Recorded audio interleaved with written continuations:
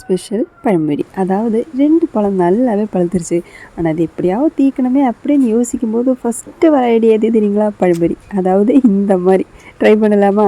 அதுக்கு 1 கப்பு மைதா, 1/4 கப்பில் கொஞ்சம், அதாவது 4 டீஸ்பூன் அளவுக்கு அரிசி மாவு, இட்லி மாவு இல்லைன்னா தோசை மாவு, ரொம்ப புளிக்காத அளவுக்கு 1 கரண்டி ஊற்றுனதுக்கப்புறமா தேவைக்கேற்ற மாதிரி சுகர் போட்டு கொஞ்சமாக மஞ்சத்தூள் போட்டு தண்ணி ஊற்றி நல்லா மிக்ஸ் பண்ணி எடுத்துக்கலாங்க. ரொம்ப லூஸாகவும் கூடாது, ரொம்ப திக்காகவும் கூடாது. அதாவது இந்த மாதிரி இந்த அளவுக்கு நம்ம ரெடி பண்ணதுக்கப்புறமா அது 1/2 அன் ஹவராவது மாற்றி வச்சுக்கணும். அப்போ தான் கரெக்டாக வரும். 1 ஹவருக்கு அப்புறம் தான் பழத்தை இந்த மாதிரி கட் பண்ணி நம்ம ரெடி பண்ணி வச்சுக்கிற மாவில் கொஞ்சமாக பேக்கிங் சோடா போட்டு நல்லா மிக்ஸ் பண்ணி எடுத்துக்கணும்.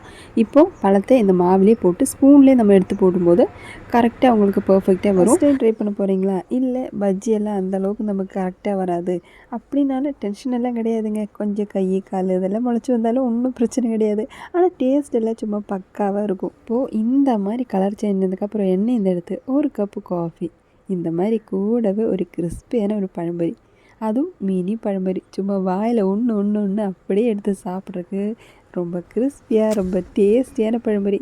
ஃபஸ்ட் டைம் ட்ரை பண்ணுறீங்களா? இல்லை பழம்பொரி செய்கிறதுக்கு கொஞ்சம் டவுட்டாக இருக்குதுன்னா இதே மாதிரியே ஃபாலோ பண்ணி பாருங்கள். ஒரு வேளை நீங்களுமே ட்ரை பண்ணுறா அப்படின்னு நினச்சி ட்ரை பண்ணி ப்ரெஸ் பண்ணும்போது இதே மாதிரி சத்தம் வந்தது, ஓகே நீங்களுமே கன்ஃபார்ம் பழம்பொரி செய்கிறதுக்கு பர்ஃபெக்டாக படிச்சிட்டிங்கன்னு அர்த்தம். அப்போ இப்படி ட்ரை பண்ண ரெடி தானே?